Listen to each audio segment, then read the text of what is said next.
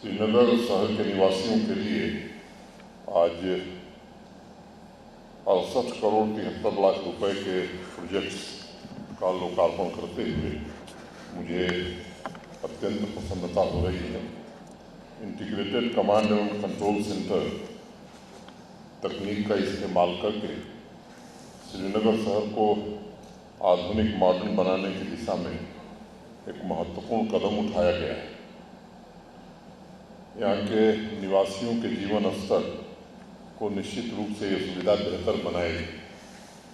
अभी उद्घाटन के बाद म्युनिसिपल कमिश्नर मुझे बता रहे थे कि 175 किलोमीटर ऑप्टिकल फाइबर भी ले करने वाले। मेरा सुझाव होगा उनको और धीरज गुप्ता को, जब फाइबर हम डाल रहे हैं तो मुझे लगता है कि इलेक्ट्रिक वायर्स भी हमें अंडरग्राउंड करना चाहिए और एक ऐसी सुविधा बनानी चाहिए जिसमें बिजली, पानी, डेटा, सीवेज और पुलिस को भी आगे आने वाले दिनों में इस सेंटर की बहुत ज़रूरत पड़ेगी, ट्रैफिक मैनेजमेंट में भी। और मैं समझता हूँ कि लॉ एंड ऑर्डर की दृष्टि से तो स्मार्ट सिटी में पैसे की अगर उतनी व्यवस्था नहीं है तो मुझे लगता है कन्वर्जेंस मोड में हमको जाना चाहिए। और ये काम बार बार नहीं होते। एक बार अगर इसको कन्वर्जेंस के मॉडल पर हम लोग पूरा कर देंगे तो मुझे लगता है कि फिर 100 साल श्रीनगर में कुछ करने की ज़रूरत सिविक कम्युनिटीज़ को लेकर के नहीं रह जाएगी। तो ये एक महत्वपूर्ण विषय है जिस पर मैं उम्मीद करूँगा कि विचार करके और कार्रवाई करने की आवश्यकता है। ये श्रीनगर बारामूला नेशनल हाईवे पर ड्रेनेज सिस्टम का भी वहाँ जा नहीं पाएंगे हम लोग, अब यहीं से कर देंगे क्योंकि 12 बजे एक मीटिंग बड़ी महत्वपूर्ण है। मुझे बताया गया है म्युनिसिपल कमिश्नर के द्वारा कि 1 लाख की आबादी को ये प्रभावित करेगा, उनके जीवन में सकारात्मक बदलाव लाएगा। और मुझे लगता है कि श्रीनगर शहर के सिविक ऑपरेशन का ये जो डेटा सेंटर है ये नर्व सेंटर साबित होने वाला है। और इस सेंटर द्वारा जनरेट किए जाने वाले रियल टाइम डेटा अनेक प्रकार की आवश्यकताओं की यूटिलिटी यानी कचरा प्रबंधन से लेकर के पानी, बिजली, मोबिलिटी, पर्यावरण, शिक्षा, हेल्थ केयर और सुरक्षा, ये सभी यहाँ से मैनेज किए जा सकते हैं। अब मुझे लगता है कि डेटा सेंटर पूरा होने के बाद काम बढ़ गया है, चुनौती भी बढ़ गई, क्योंकि इसे शोकेस केवल नहीं करना है, इससे यहाँ के लोगों को सुविधा हम कितनी प्रदान कर सकते हैं, लक्ष्य हमारा ये होना चाहिए। और मुझे लगता है कि अब आज हम इस स्थिति में हैं कि real time data for real time response, ये अगर हम अचीव कर लेते हैं तो मुझे लगता है कि तभी इसकी सार्थकता है। नहीं तो फिर ये मुझे लगता है कि एक हेरिटेज बिल्डिंग की तरह हम देख पाएंगे। तो इस काम को त्वरित गति से हमें करने की ज़रूरत है। अर्बन पॉपुलेशन की आवश्यकताओं को समझना और मुझे लगता है कि रिस्पांस प्रोटोकॉल कैसे विकसित हम त्वरित गति से कर सकें, ये आगे आने वाली चुनौती है जिस पर हम सबको काम करना है। ये सच है कि बढ़ती हुई अर्बन आबादी सिविक ऑफिसर्स के लिए सबसे बड़ी चुनौती, और बढ़ती हुई आबादी के रेट की तुलना अगर क्वालिटी ऑफ सर्विसेज में होने वाले बदलाव से हम करें तो एक बड़ा गैप दिखाई पड़ता है। इस गैप को भरना शहरों के लिए एक नई चुनौती बनता जा रहा है। एक सीमित आबादी के लिए हम सुविधाएं तैयार करते हैं और आगे दिक्कत ये होती है कि आबादी इस कदर बढ़ जाती है कि वो सुविधाएं नाकाफ़ी हो जाती हैं। और इसीलिए स्मार्ट सिटीज़ की परिकल्पना की गई थी ताकि शहरों में बढ़ती हुई आबादी की चुनौती से कैसे निपटा जा सके और सामान्य नागरिकों को सीमलेस डिलीवरी सुविधाओं की कैसे दी जा सके, शहरों की सुंदरता भी संरक्षित की जा सके। और इस दिशा में टेक्नोलॉजी की मदद से शहरों को रियल टाइम में नागरिकों की सुविधा पहुंचाने का प्रबंध हो जाए, मैं समझता हूं तभी स्मार्ट सिटी का सही मतलब होगा। नागरिकों को स्मार्ट शब्द अब समझ में आने लगा है। और मुझे लगता है कि ये सब पिछले कुछ वर्षों में mobility, technology, energy, health care, different आयाम हैं इसके, और इस सबका एक इंटीग्रेटेड फॉर्म मैं कह सकता हूँ जो आम नागरिकों के दैनिक जीवन में एक सुलभ और सुगम स्थिति बना सकता है। श्रीनगर स्मार्ट सिटी के 3 मुख्य लक्ष्य मैं मानता हूँ और 6 लॉन्ग टर्म व्यवस्था स्थापित करने का लक्ष्य हमें रखना चाहिए। 3 लक्ष्य सस्टेनेबिलिटी, इफिशियंसी और वाइब्रेंसी, जो सेव हम लोग खाते हैं SEV। और मुझे लगता है स्मार्ट सिटी के जरिए हम सबको मिल करके जो लॉन्ग टर्म व्यवस्था हमें करनी है वो स्मार्ट मोबिलिटी हो सकती है, स्मार्ट इकोनॉमी बड़ा जरूरी है, smart environment, smart living, smart governance और स्मार्ट पीपल भी, क्योंकि जब तक स्मार्ट पीपल नहीं होंगे तो ये व्यवस्थाएं अधूरी हो जाएंगी। अब हर एक सेक्टर में बेहतर प्रदर्शन करें और कोऑर्डिनेशन भी बेहतर हो, ये एक बड़ी जिम्मेदारी है। स्मार्ट पीपल के लिए बेहतर शिक्षा का प्रबंध अगर सरकार या प्रशासन कर दे, जो 21वीं सदी की ज़रूरत के मुताबिक शिक्षा दे सकता है, लेकिन स्मार्ट इकोनॉमी का ग्रोथ अगर नहीं हुआ तो आगे चलकर